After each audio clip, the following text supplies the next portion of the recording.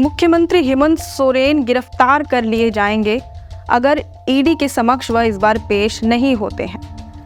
ये हम नहीं कह रहे हैं, ये कई राजनीतिक विशेषज्ञों का कहना है। बता दें, मामला जमीन घोटाले का है, जिसे लेकर ईडी ने अब 5वीं बार मुख्यमंत्री को समन भेज दिया है और इसके लिए ईडी कार्यालय में पेश होने के लिए मुख्यमंत्री को 4 अक्टूबर की डेट दी गई है। यह समन कल ही मुख्यमंत्री को भेजा गया। वहीं इस मामले में अब तक 1 महीने के अंदर ही यानी सितंबर महीने में 3 बार समन भेजा जा चुका है।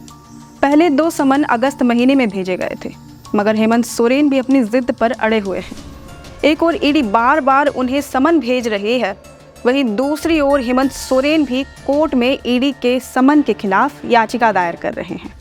इससे पहले जो उन्हें चौथा समन भेजकर 23 सितंबर की तारीख दी गई थी, इसी डेट को मुख्यमंत्री हाई कोर्ट में याचिका दायर कर ईडी के समन को गैर कानूनी ठहराते हैं।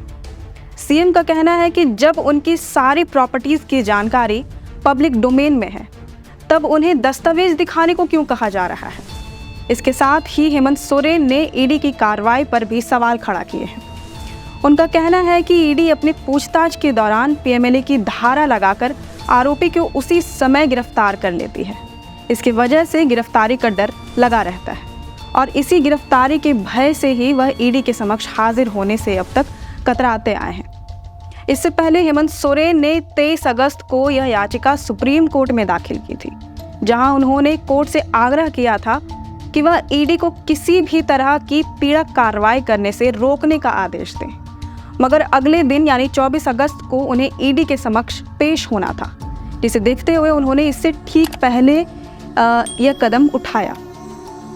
मगर 18 सितंबर को सुप्रीम कोर्ट ने याचिका पर सुनवाई करते हुए प्रार्थी यानी कि हेमंत सोरेन को आदेश दिया कि वह इस मामले को लेकर सबसे पहले हाई कोर्ट में जाएं, वहां ईडी के समन को चुनौती दें। इस फैसले का पालन करते हुए मुख्यमंत्री हेमंत सोरेन ने अब हाई कोर्ट की शरण ली है। हालांकि पिछले बार ईडी ने सुप्रीम कोर्ट के आदेश आने तक का इंतज़ार किया था, मगर सुनवाई की डेट टल जाने के वजह से उन्होंने फिर से समन जारी कर दिया था। मगर इस बार जब हाई कोर्ट में याचिका दायर की गई है, तब ईडी भी अपनी जिद पर आ गई है। बार बार सीएम को समन भेजकर पूछताछ करने का प्रयास कर रही है। मगर हेमंत सोरेन को लेकर ये सवाल खड़े होने शुरू हो गए हैं कि अगर वे बेगुनाह हैं, तो फिर ईडी की पूछताछ से क्यों भाग रहे हैं। इस बार जो याचिका हाई कोर्ट में दायर की गई है, इसमें एक और मसला है जिसने सियासत तेज कर दी है। राज्य के विपक्षी दल यानी कि भाजपा को मुख्यमंत्री पर जमकर निशाना साधने का मौका मिल गया है।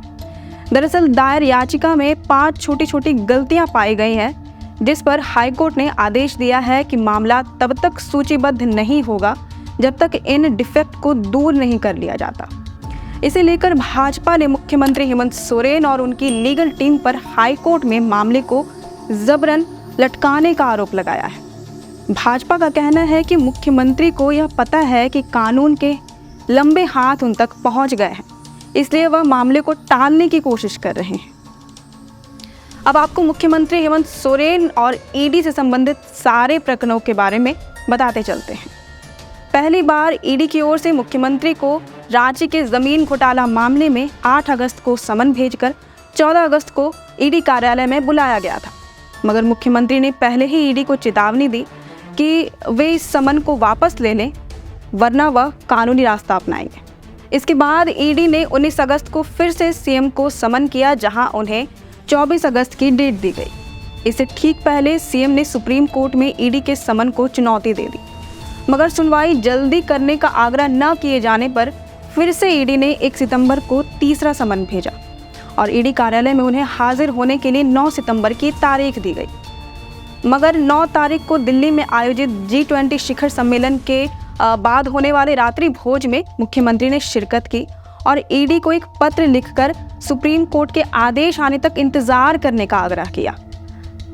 15 सितंबर को जब सुप्रीम कोर्ट की याचिका पर सुनवाई होनी थी, उस दिन मुख्यमंत्री ने सुप्रीम कोर्ट को बताया कि उनके वकील की तबीयत बिगड़ने के कारण वह हाजिर नहीं हो पाए, इसलिए डेट आगे बढ़ाने का भी आग्रह किया। मगर अब ईडी नहीं रुकी। 18 सितंबर को याचिका पर सुनवाई होनी थी मगर ईडी ने ठीक एक दिन पहले 17 सितंबर को ही चौथा समन भेज दिया। 24 सितंबर की तारीख दे गई, मगर 24 सितंबर को ही सीएम हाईकोर्ट में याचिका दायर करते हैं। मगर ईडी यहाँ भी नहीं रुकी। 24 सितंबर को हाजिर न होने पर फिर से 26 सितंबर को 5वां समन भेज दिया और 4 अक्टूबर की डेट दे दी। अब क्या है ये ज़मीन घोटाला मामला, ये हमने आपको विष्णु अग्रवाल वाले वीडियो में भी बताया था, मगर एक बार फिर से बताते चलें कि ज़मीन घोटाले की जांच क्रम में ईडी ने 13 और 26 अप्रैल को रांची सहित कई ठिकाने पर छापेमारी की थी। छापेमारी में राजस्व कर्मचारी भानु प्रताप के घर से भारी मात्रा में ज़मीन के कागजात मिले थे। कई कागजात ऐसे थे जिसमें काट छाट कर मूल नाम की जगह दूसरे का नाम दर्ज था। इस बाबत प्राथमिकी भी दर्ज कराई गई थी। इसी सिलसिले में ईडी मुख्यमंत्री से पूछताछ करना चाहती है। रजिस्ट्री ऑफिस में सर्वे के दौरान भी कुछ ऐसे कागजात बरामद किए थे जिनके तार हेमंत सोरेन से जुड़ते हैं। बता दें कि अब तक इस मामले में ईडी ने 13 लोगों को पूछताछ के दौरान गिरफ्तार किया है, जिसमें रांची के पूर्व DC Chhavi Ranjan, nucleus mall के मालिक विष्णु अग्रवाल समेत 13 लोग शामिल हैं। अब क्या मुख्यमंत्री को 14वीं गिरफ्तारी का डर सता रहा है? क्या भाजपा की ओर से लगाए जा रहे आरोप सही हैं, या फिर मुख्यमंत्री इस बार अपनी बनी बनाई इमेज पर आंच नहीं आने देना चाहते? सवाल ये भी है कि ईडी अब और कितनी बार उन्हें समन भेजेगी? क्या इस समन के बाद ईडी हेमंत सोरेन को वारंट जारी करेगी? ये तमाम सवालों के जवाब आपको समय समय पर मिलते रहेंगे। फिलहाल आप बने रहें हमारे लोकतंत्र 19 के साथ। वीडियो पसंद आया हो तो लाइक और शेयर ज़रूर करें। हमें कमेंट करके ज़रूर बताएं कि ये वीडियो आपको कैसा लगा। हमारे चैनल को सब्सक्राइब करना ना भूलें और इस तरह की जानकारियाँ और अपडेट्स हम आपके साथ लगातार साझा करते रहेंगे। फिलहाल लेते हैं अलविदा। जोहार।